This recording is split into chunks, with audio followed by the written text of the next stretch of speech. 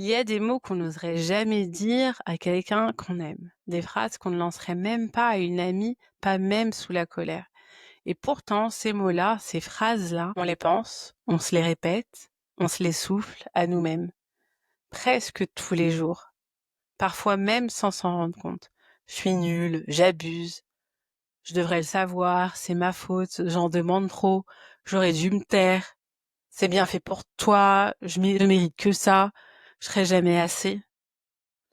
On les dit, pas à haute voix, mais en pensée, en soupir, en regardant le miroir. C'est ça notre fond sonore, notre mental automatique, notre monologue intérieur, la bande son silencieuse que beaucoup de femmes transportent. Ce petit discours de fond qu'on entend au moindre échec, au moindre rejet, à la moindre émotion. Et parfois on s'en rend même plus compte parce que c'est devenu normal, tellement normal qu'on ne le questionne même plus. Mais ce qu'on oublie, c'est que ce dialogue intérieur, c'est la toute première relation qu'on entretient au quotidien. Et cette voix, elle a un impact sur tout, sur notre façon de nous sentir, de décider, de nous affirmer, d'aimer. Tu peux t'habiller en confiance, sourire en public, être applaudi au travail. Si dans ta tête, il y a une voix qui murmure que t'es pas assez, que tu ne mérites pas tout ça, alors tu vis avec un poison lent. Tu peux pas être en paix dans ta vie si dans ta tête, c'est la guerre. Alors aujourd'hui, on va regarder de plus près comment tu te parles. Ce monologue intérieur, cette petite voix qui commande tout, qui juge, qui te coupe, qui te sabote, celle que tu as tellement entendue que tu sais même plus si c'est toi qui penses ou si tu répètes quelque chose qu'on t'a appris. Aujourd'hui, on va mettre un peu de lumière là-dessus, non pas pour positiver à tout prix, mais pour commencer à t'écouter autrement.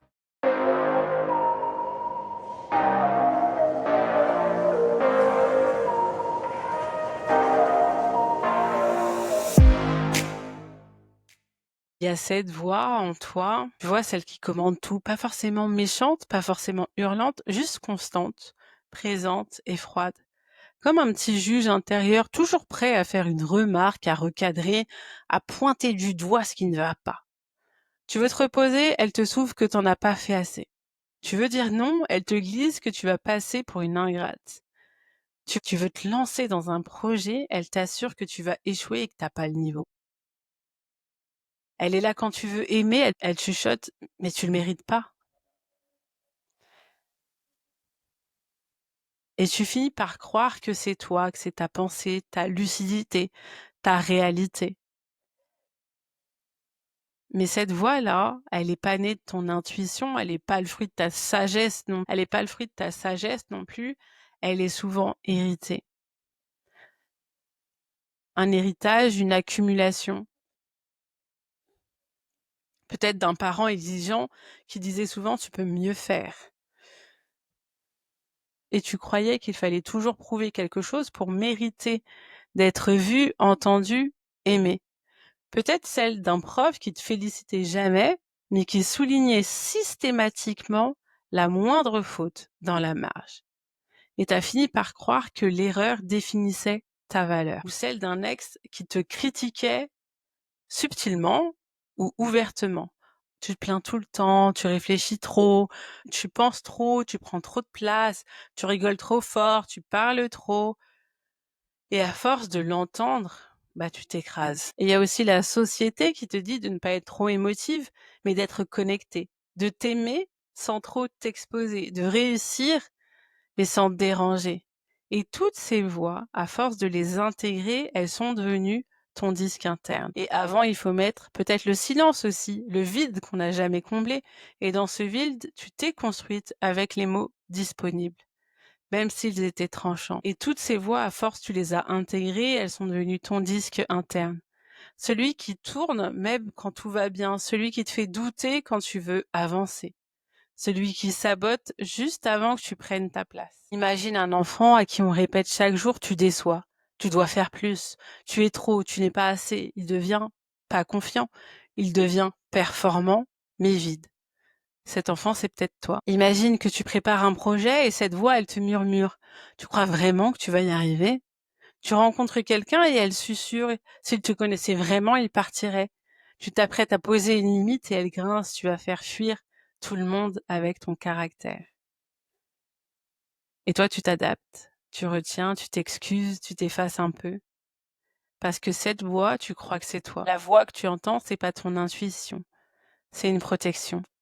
C'est un mécanisme appris, une stratégie de survie.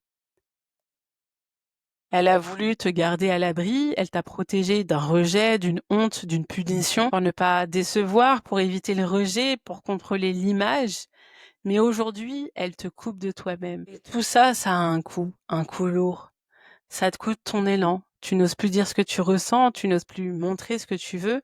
Tu doutes avant d'aimer, avant de créer, avant de t'affirmer. Ça te coûte des opportunités parce que tu refuses les invitations, les projets, les rendez-vous, parce que cette voix a déjà décidé que tu n'étais pas assez. Ça te coûte ta paix intérieure. Même dans le calme, cette voix, elle commente. Même dans le bonheur, elle soupçonne. Même dans l'amour, elle anticipe l'échec. Et aujourd'hui, on va faire différemment. Pas en la faisant taire brutalement, mais en allant voir qui parle en toi et pourquoi.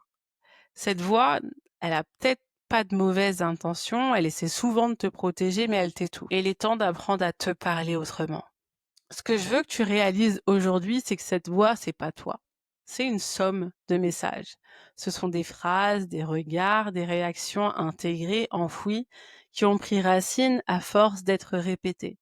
Tu vois, t'es pas né en pensant que t'étais nul. T'es pas né en te disant que tu devais mériter l'amour. Ça a été semé. Par qui? Par quoi?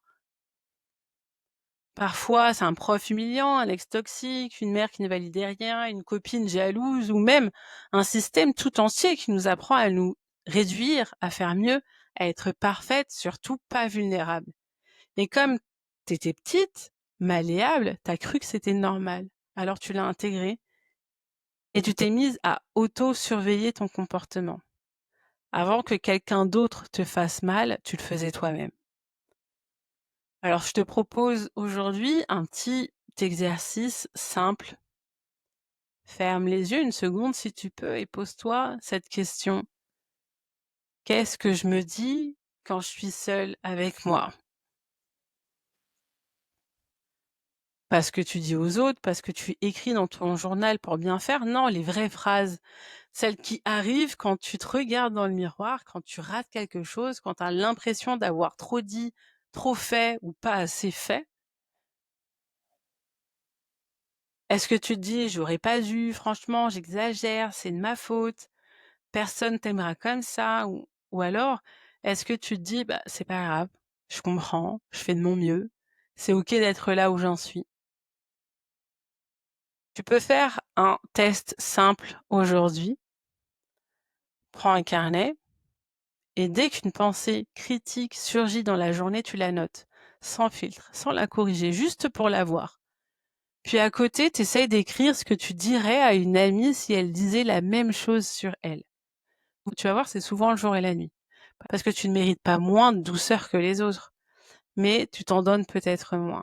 Et ça, c'est le fruit de cette voix, cette norme intérieure qu'on n'a jamais remise en question. Aujourd'hui, on ne cherche pas à la faire disparaître, mais à commencer à l'observer, à lui dire: «Je t'ai entendu, je sais que tu veux me protéger, mais j'ai besoin de me parler autrement maintenant». Aujourd'hui, je vais pas te demander de rééduquer ta pensée, je vais pas te demander d'être parfaite dans ton auto-dialogue, dans ton dialogue intérieur, mais je vais juste t'inviter à faire un pas de côté. À chaque fois qu'une pensée critique surgit, ne cherche pas à l'éteindre, à la nier, mais réponds-lui. Pas de manière violente, pas avec un tais-toi intérieur, mais avec un soupir de compassion, avec un je sais pourquoi tu dis ça, mais je choisis autre chose. Parce que tu as le droit de changer ton ton intérieur, tu as le droit de redevenir un endroit sûr pour toi-même, un lieu de soutien, un refuge, pas un tribunal. Tu es la seule personne avec qui tu vas passer chaque jour de ta vie jusqu'à la fin.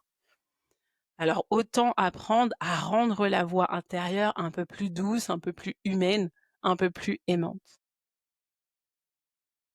Si tu t'es reconnu aujourd'hui dans ces pensées qui blessent, t'es pas seul, mais t'es pas condamné à les croire.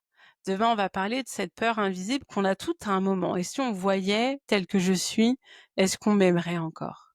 Tu vois où je veux en venir? Tu vois déjà ce qui va venir bousculer? Abonne-toi, active la cloche, laisse un like si tu veux que ce programme continue à toucher d'autres femmes comme toi et si tu penses que quelqu'un aurait besoin de ce message aujourd'hui, partage-lui la vidéo. Tu ne sais jamais à quel point un simple message peut changer une journée ou une vie. Si tu découvres le programme Revenir à soi aujourd'hui, c'est pas trop tard pour t'inscrire. Je te laisse découvrir toutes les informations pour t'inscrire en description. Tu sais, ce qu'on a vu aujourd'hui, c'est souvent le point de départ dans mes accompagnements. Ces femmes qui viennent me voir ne me disent pas je veux un coaching. Elles me disent j'en peux plus de me parler comme ça, je veux arrêter de douter de tout ou encore j'aimerais juste me sentir normale. Et on commence là. Pas à réussir, mais à se reconnaître. Si tu veux un cadre, des outils, un espace bienveillant pour transformer ta posture intérieure, je t'invite à découvrir le programme complet Revenir à moi sur 1 mois, 3 mois, 6 mois, voire plus. C'est 30 jours pour mettre à plat, observer, comprendre et poser les premières graines du changement. Tu trouveras également tous mes accompagnements dans la barre de description. Je t'invite une nouvelle fois à liker cette vidéo. Merci d'avoir écouté, merci d'avoir été là et je te dis à demain.